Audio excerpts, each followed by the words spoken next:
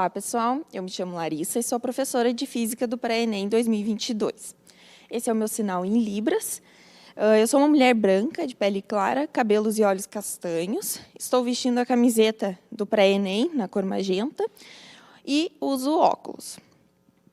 Bom, então, hoje a gente está entrando no nosso tópico de eletromagnetismo. A gente terminou termodinâmica e agora a gente está passando para eletromagnetismo. O nome da nossa aula de hoje, então, é intitulada Eletrostática. A gente vai entender um pouquinho melhor sobre isso. Lembrando que vocês podem entrar em contato comigo, né, e com os outros professores através das nossas redes sociais. Bom, então, para começar, a gente tem que entender rapidamente o que é eletromagnetismo. Tá? Sendo que ele é uma grande área, né, mas ele tem algumas partes que a gente vai entender primeiro, para depois chegar no eletromagnetismo. Né?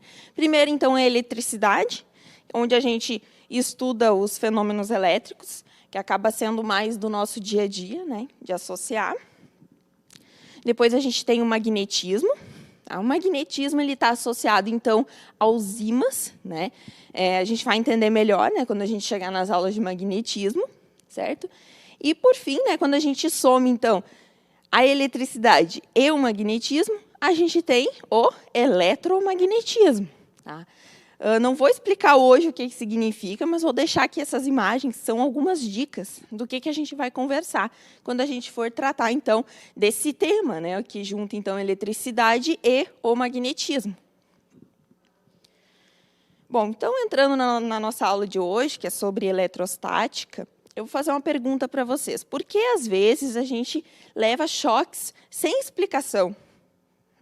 Algum movimento, alguma coisa que acontece que a gente sente um choque. Né? Às vezes pode ser uma batida, mas não é desse tipo de choque. Tá? É quando a gente simplesmente encosta em algo, né, e sente aquele choque. Tá? Depois eu já vou mostrar algumas situações que isso pode acontecer. Né? E a gente vai entender, então, que a explicação para esses choques inesperados e, às vezes, que a gente imagina que são sem explicação, é justamente a eletricidade estática ou eletrostática. Tá? A gente acaba reduzindo o nome também para eletrostática, é a mesma coisa. Eletricidade estática.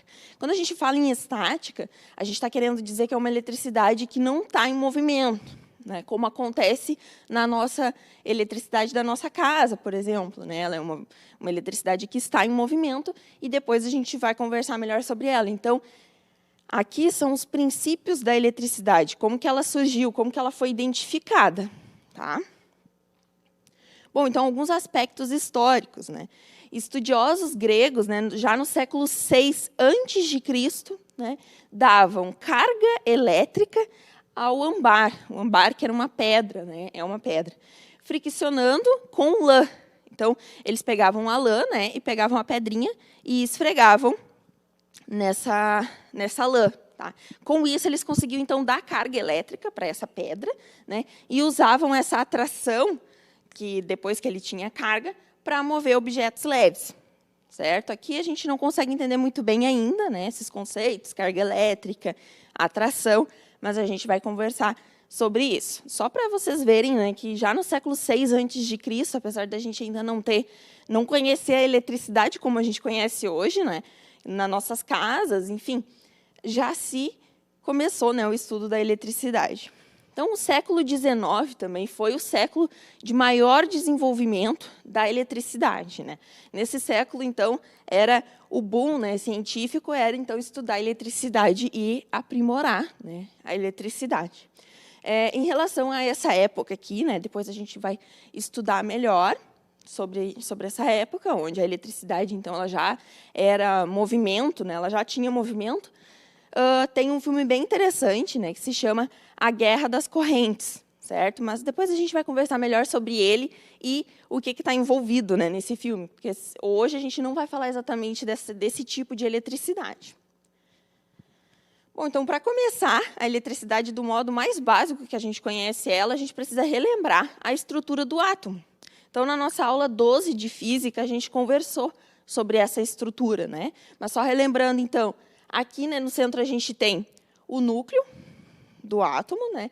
Dentro do núcleo, a gente tem os prótons, que são essas cargas positivas aqui, e os nêutrons, né? Que são as cargas neutras. Eles não, na verdade, eles não têm carga, né? São os elementos neutros. E na eletrosfera, né? Ou também a gente chama de órbita, né? Que é ao redor desse núcleo, tá? A gente tem os elétrons. São vários elétrons, né? Geralmente, a gente tem a mesma quantidade de prótons e elétrons. Aqui, a gente tem que observar que na imagem não está assim, né? A gente tem menos prótons. Mas, geralmente, a gente tem a mesma quantidade. Tá? E aí, quando a gente tem a mesma quantidade de prótons e elétrons, a gente chama, né, que esse átomo está neutro. Né? Ele não tem carga nem positiva nem negativa. A gente já vai entender isso melhor.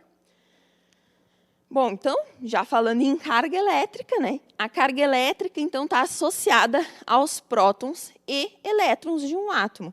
Então, a gente acabou, né, convencionando o próton como carga positiva, certo? E o elétron como carga negativa. Mas a gente já vai entender um pouquinho melhor sobre isso, né? O próton, então, a gente considera carga positiva e o elétron negativa.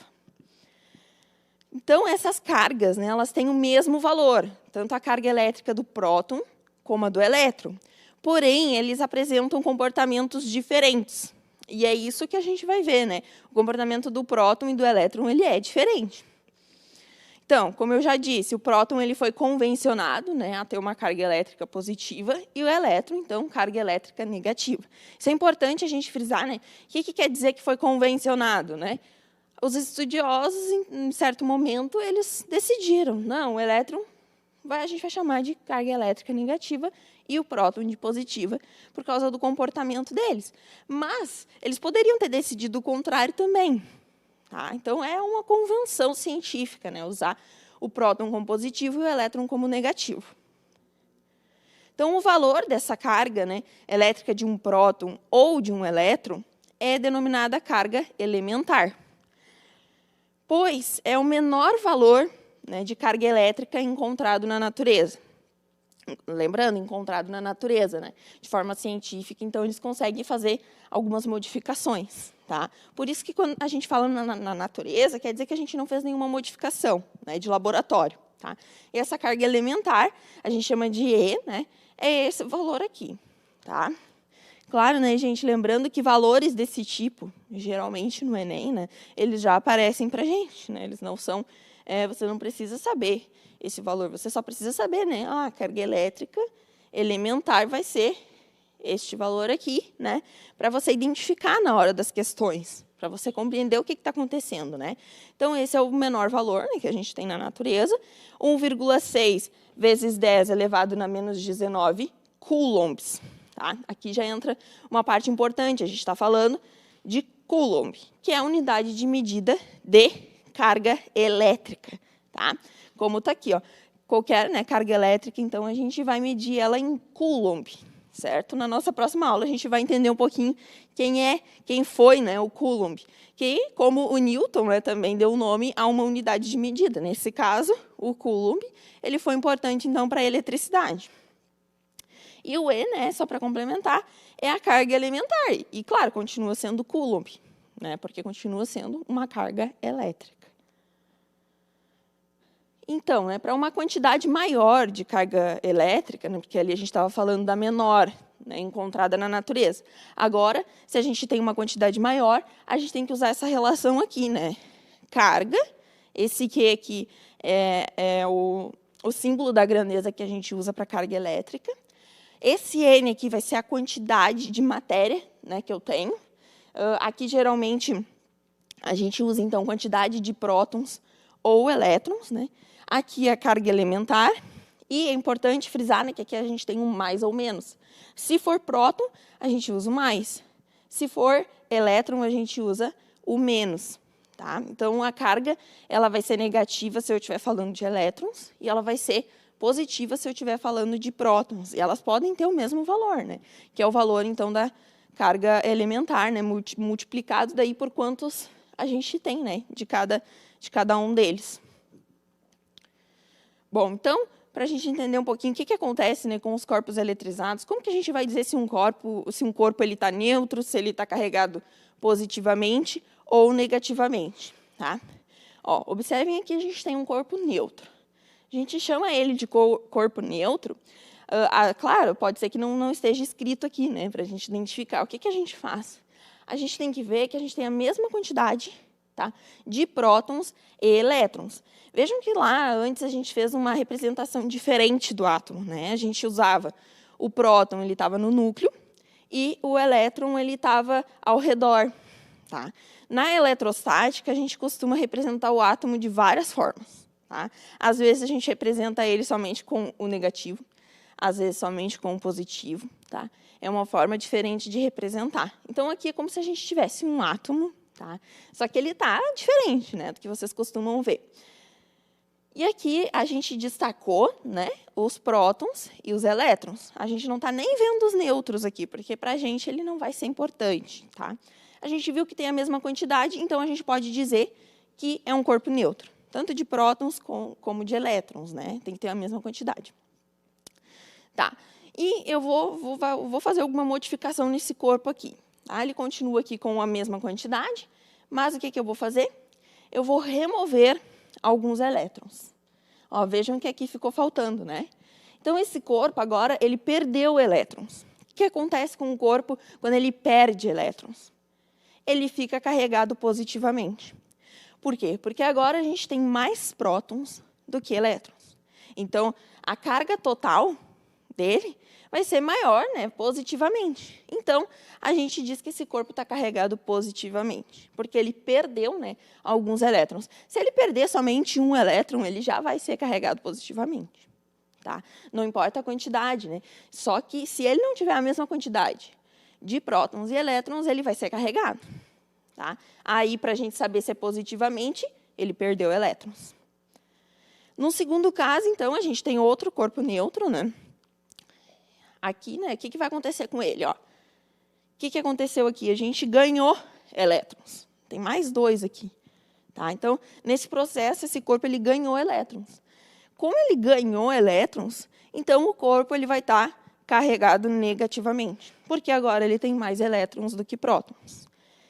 E é importante frisar aqui, tá, pessoal, que pelo menos na eletrostática, que é um processo simples, né, de eletrização, a gente não é possível mexer, tá, nos prótons. A gente não consegue mexer neles. A gente só consegue remover elétrons ou ganhar elétrons. Então, se lá na hora do Enem aparecer alguma opção assim relacionada, claro, à eletrostática, dizendo que um corpo ganhou prótons ou perdeu prótons, isso está completamente errado. Tá? Claro que é possível, sim, mexer, né, nos prótons, porém, aí a gente já está falando de coisas nucleares, né, que são muito mais avançadas, tá? E não sobre a eletrostática. Tá? Por quê? Olha só, aqui a gente está fazendo uma representação diferente, né, do átomo. Mas pensem que o próton ele está no núcleo. Então, é muito mais difícil a gente chegar no núcleo do que nos elétrons, né, que eles estão ao redor, né, da nossa representação tradicional. Tá? Então, por isso que, se estiver falando em prótons, ganhar ou perder prótons já é uma opção totalmente descartada para a gente. Bom, outra coisa importante da gente entender sobre as cargas elétricas, né, é o princípio, então, da atração e da repulsão. Né, como a gente costuma falar no dia a dia, às vezes, né, a gente comenta, os corpos, os opostos se atraem. Tá? Na física, que quando a gente está falando de eletrostática, isso é verdade. Os opostos, eles se atraem. Então, carga positiva com carga negativa, elas vão se atrair. Tá? E não importa a ordem que a gente está colocando aqui. Vai haver uma atração com cargas diferentes, né? Uma positiva e outra negativa. Tá? E aqui, se a gente tiver, por exemplo, 2 balões, tá? Um que esteja negativo e outro positivo, eles vão se atrair. É importante, tá, pessoal, frisar que aqui, vejam que aqui é uma representação diferente da que a gente estava vendo antes. Tá? Não quer dizer que esse corpo aqui, né, ele ganhou prótons porque a gente colocou positivo aqui. Não, a gente quer frisar, né, que esse corpo aqui ele tem mais prótons do que elétrons. Por isso que a gente nem desenhou os elétrons aqui. Tá? E neste outro corpo aqui, o balão azul, a gente só frisou, né, as cargas negativas. Não quer dizer que ele não tem prótons aqui. A gente só está frisando que ele está negativo porque ele tem mais carga negativa. Né? Ele tá com somente aparecem os elétrons por isso. Então, cuidado, né, com essas representações para não se enganar, pensar que a gente está mexendo nos prótons, né, como se a gente tivesse removido os prótons desse daqui. Tá? Então, cuidado. E os iguais, então, eles se repelem. Tá? Então, se a gente tem duas cargas negativas, elas vão se afastar. Se a gente tem duas cargas positivas, elas vão se afastar. Isso a gente chama de repulsão.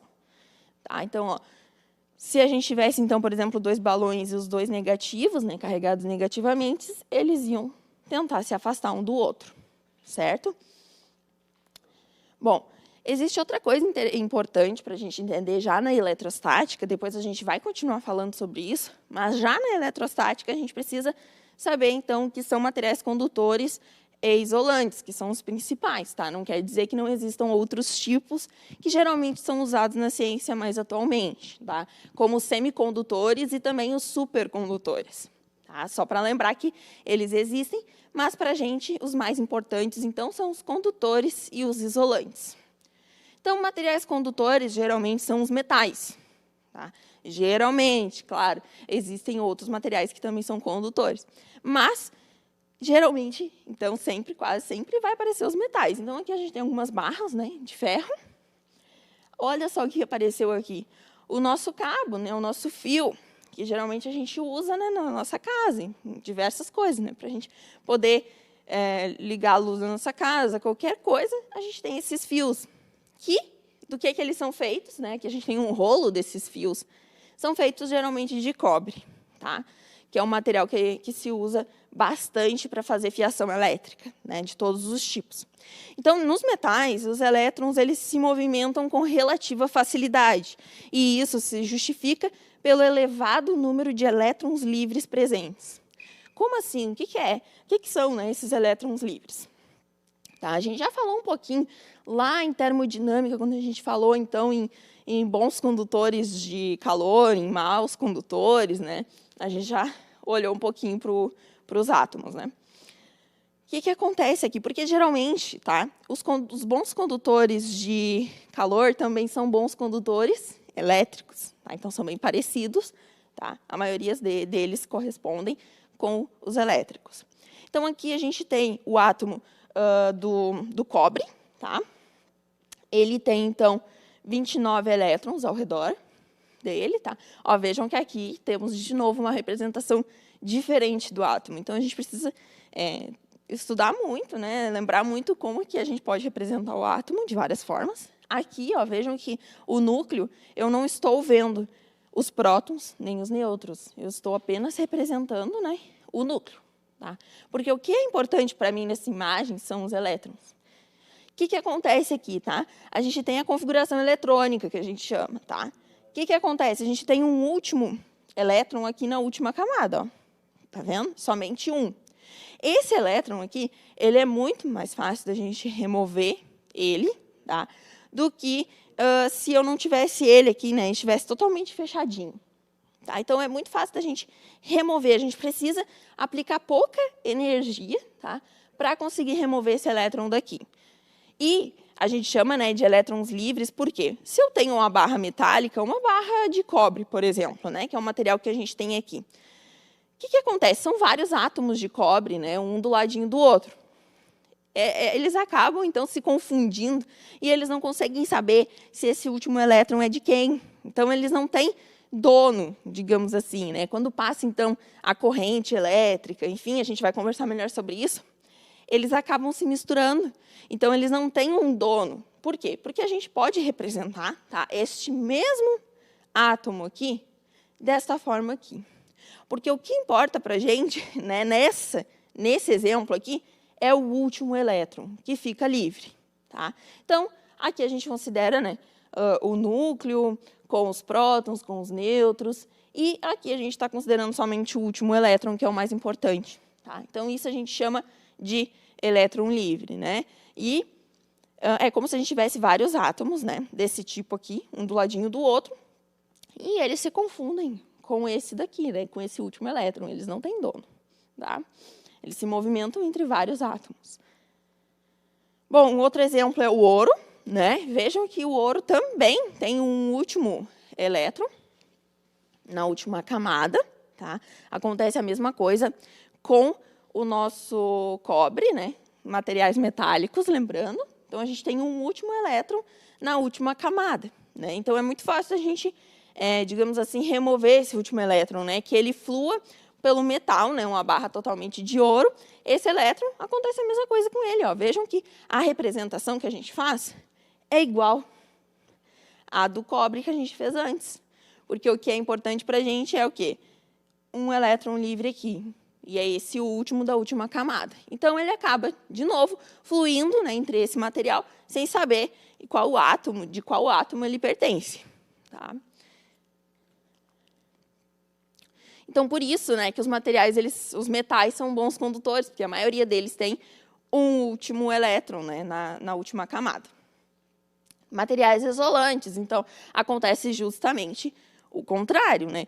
Os elétrons que formam, né, esses materiais não têm facilidade de movimentação, tendo em vista a forte ligação entre eles e um núcleo atômico. O que aconteceria, né, gente, se a gente voltasse aqui no exemplo anterior, ó? Como eu falei antes, se a gente removesse esse último elétron aqui da última camada, seria impossível, né, de mexer mais nesse átomo aqui. Impossível não, né? Mas muito difícil. A gente teria que aplicar uma energia absurda para conseguir mexer, né? Porque ele vai estar totalmente estruturado e fechado, né? Seria muito difícil remover, então, esses outros elétrons. Tá? Então, os materiais isolantes, eles possuem essa característica diferente, né? Eles são materiais muito bem estruturados, geralmente com estruturas cristalinas, né? Que se fecham bem, moléculas bem fechadas, né? Então, um exemplo é a borracha, tá? Borracha, eu coloquei um pneu aqui, mas qualquer material de borracha, o vidro e o plástico, tá? Qualquer material de plástico, qualquer material de vidro. Bom, então agora, né, a gente possui alguns tipos de eletrização na eletrostática. A primeira delas, então, é a eletrização por atrito e contato, porque elas são muito parecidas, a gente acaba tratando delas juntas. Por atrito, os elétrons são transferidos pelo atrito quando um material é esfregado em outro. Então, lembra lá no início que a gente falou do âmbar, né, que eles esfregavam na lã?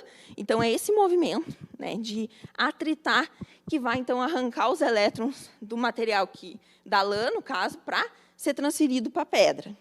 E por contato, né, se eu pegar, então, essa pedra, que agora ela já está eletrizada, né, negativamente, porque ela ganhou elétrons, e encostar numa porta, por exemplo, em qualquer lugar, eles vão ser, então, transferidos para esse local. Tá? Por isso que a gente leva o famoso choque. Tá? Aqui a gente tem um simulador, tá, pessoal? Se vocês quiserem olhar o que acontece. Mas, talvez você já tenha experimentado, ou os pais de vocês, os avós, quando a gente chega em um lugar e vai limpar os pés no tapete, num tapete bem felpudo, assim, e limpou os pés e direto encostou na maçaneta de metal da porta. O que acontece? Dá um choque ali. O que aconteceu? Quando você limpou, né, os pés no tapete, você arrancou alguns elétrons desse tapete e esses elétrons passaram para você. Só que você está em cima do tapete. E como está, né, em cima do tapete, você está isolado.